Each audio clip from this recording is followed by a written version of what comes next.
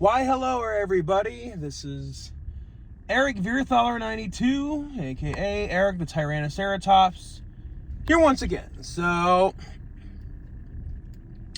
I rewatched Van Helsing last night for the first time in nearly 20 years.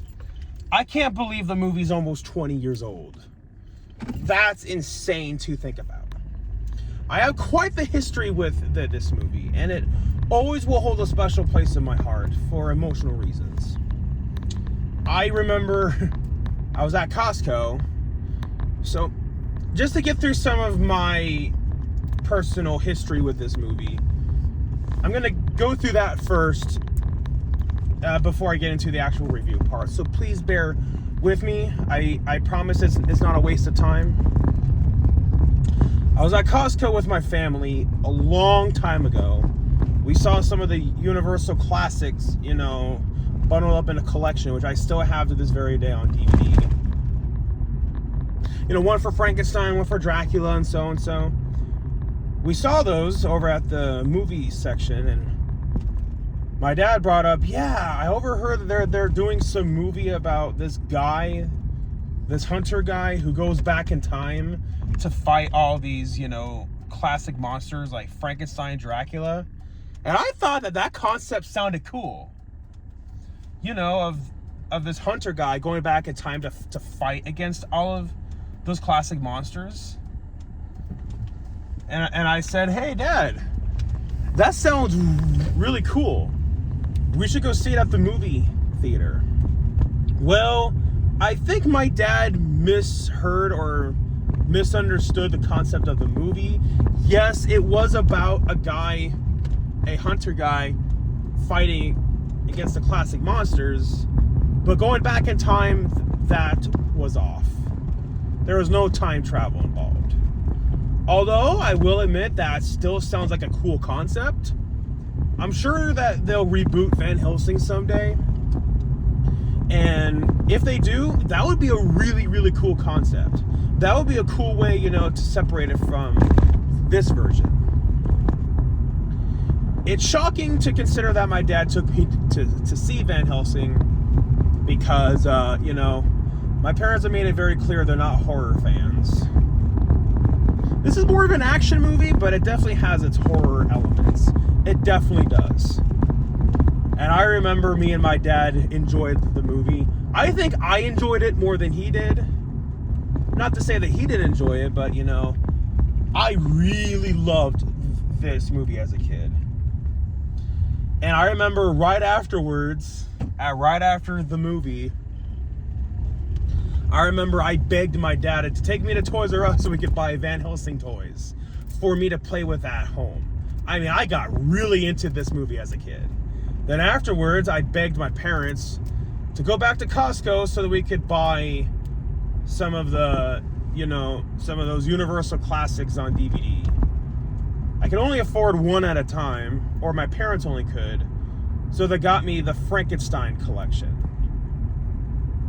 And I believe not long after, Dracula and the Wolfman. But yeah, because Frankenstein was, the first one that I got after Van Helsing, I got really into Frankenstein as a kid. And I watched that DVD so much. There's little cracks, around the middle. I mean, the DVD still works. It's still playable, but I just have to be careful. That shows how much that I played that DVD as a kid. I remember I was nuts about Van Helsing as a kid. I had the toys, the play sets. I remember one year for Christmas, I believe it was that same year, I believe. I remember when my parents got me a Van Helsing Frankenstein's Castle play set.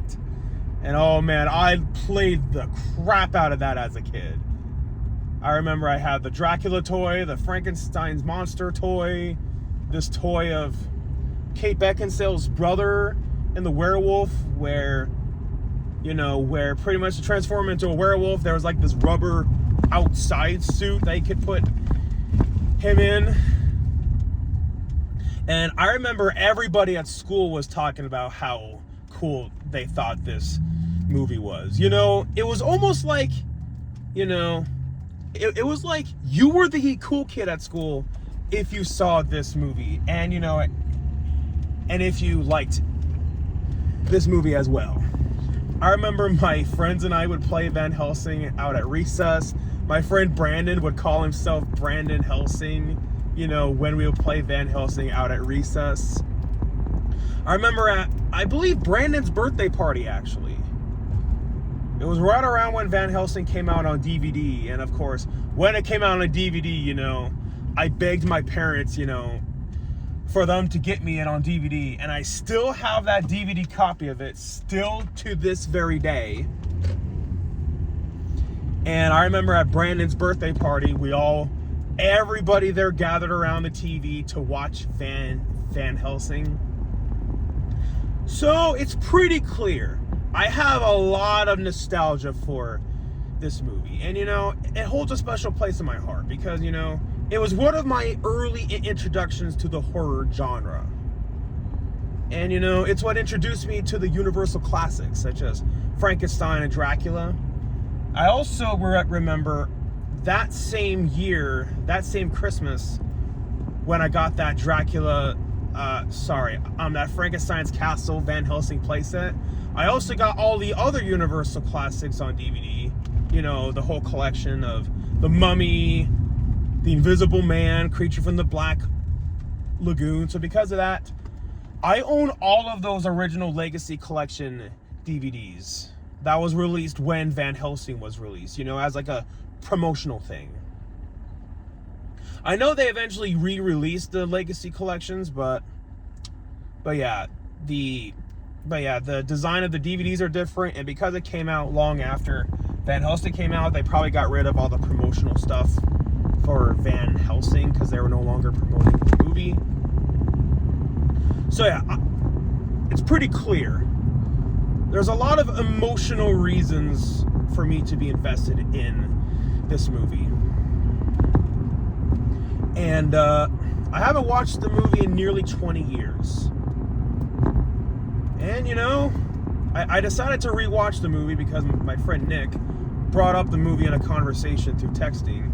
He said that he rewatched it. So that inspired me, like, hey, I still have the movie on DVD. I should go back and rewatch it now.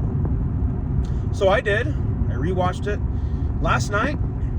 Now, I want to try to judge this movie as fairly and as unbiased as I possibly can. I know it's hard for me because, you know, I have a lot of nostalgia for this movie and, you know, a lot of fond childhood memories with this movie. So because of that, it's going to be really easy for me to let the nostalgia kick in.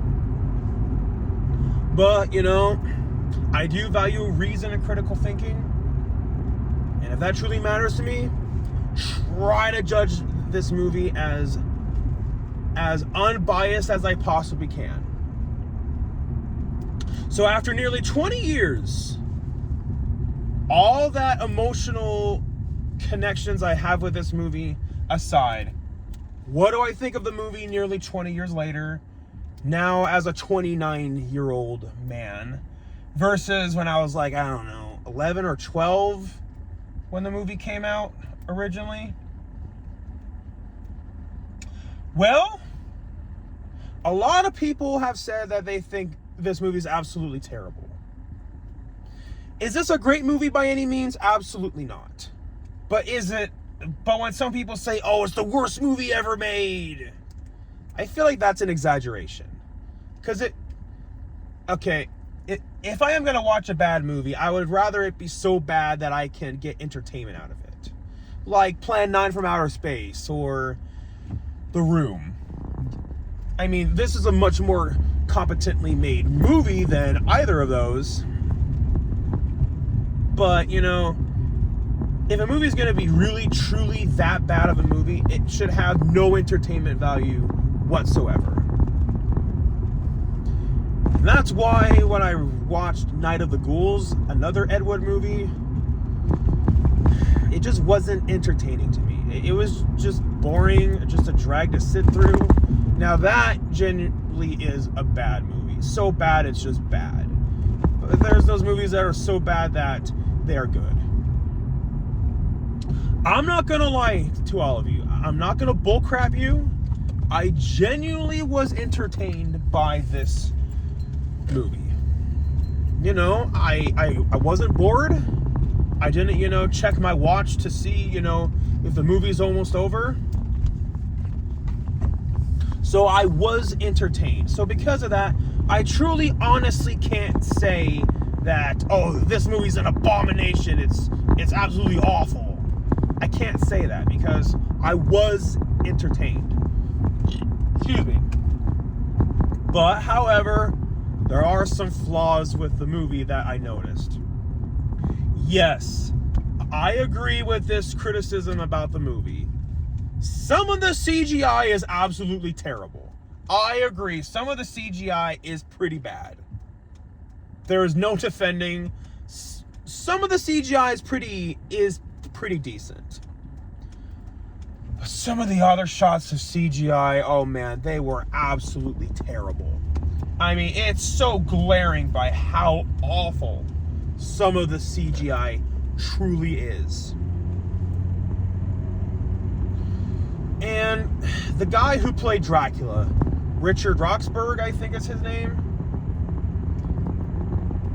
He's a fine actor. I have no issue with him as an actor. I think he overacted.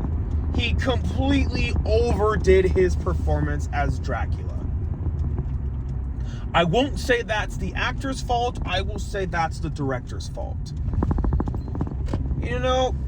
Changing gears a little bit, that's why one of the reasons why I'm a huge Jim Carrey fan.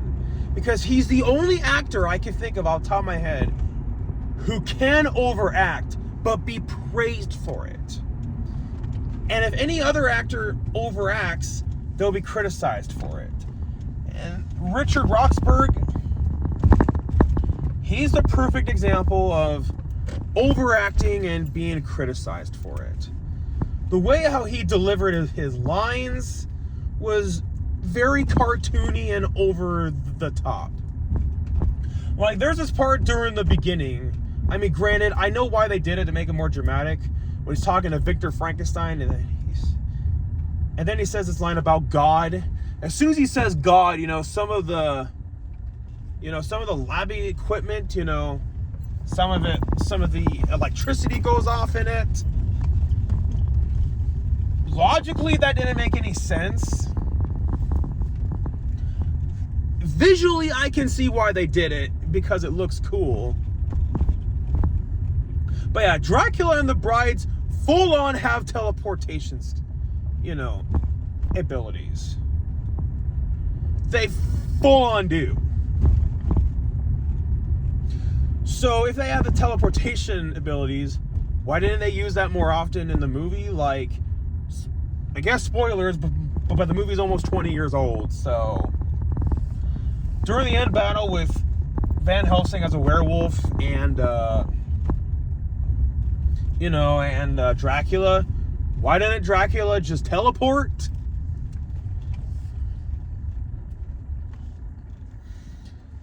Okay, so and another plot hole I noticed. Okay, so I appreciate that they wanted to be a little bit more original with Dracula, because Dracula has been done so many times in movies. So I appreciate they wanted to do something different. Like, this time a stake through the heart and a cross can't kill Dracula. I appreciate they wanted to do something different, have that shock value in the movie. That, oh no, this time it's not going to work. I appreciate that. Correct me if I'm wrong, maybe I missed something. So why can the stake through the heart not kill Dracula, but it can kill the brides?